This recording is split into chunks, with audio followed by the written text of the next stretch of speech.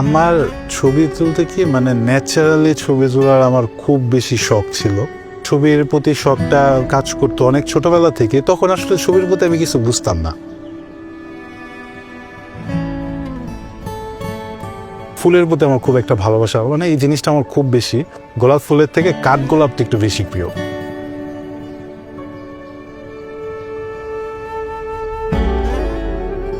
এটা আপনার ডেটটা কি 2টার মাঝামাঝি সময় বিশাল একটা মিছিল চাষারা রাউন্ড দিচ্ছিল।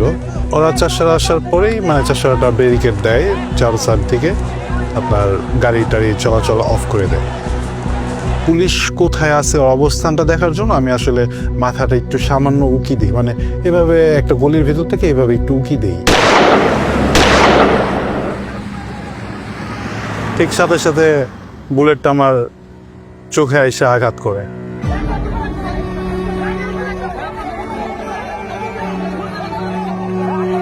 চোখ দিয়ে মানে রক্ত, মনে হয় কি গরু কাটলে যেরকম না ওরকম ওর ইটা হইতেছে। হওয়ার পরে ওই দেখে আমি আর মাথা কোন আমি রাখতেছি না। ও শুধু আমাকে বললো যে আম্মু আমাকে মাফ করে দিও।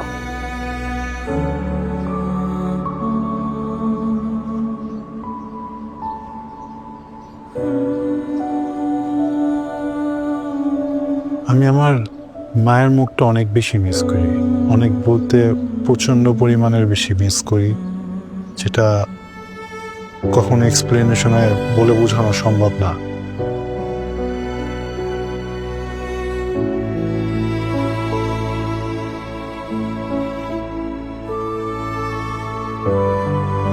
হয়তোবা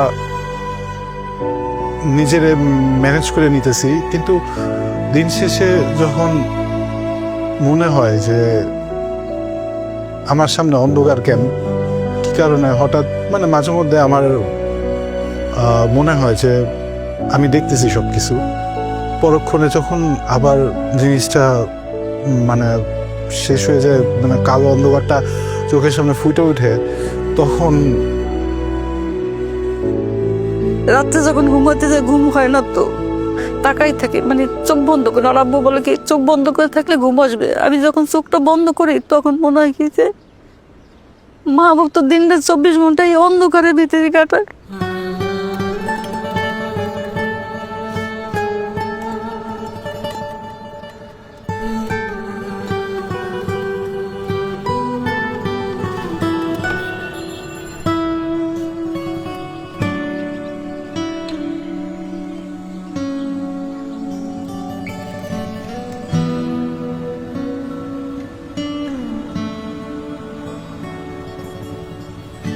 কোথায় আছি আমরা? আরেকটা পার্কে আসছি? না ভাই, আমরা জাতীয় সংসদ ভবনের সামনে। বলেন কি?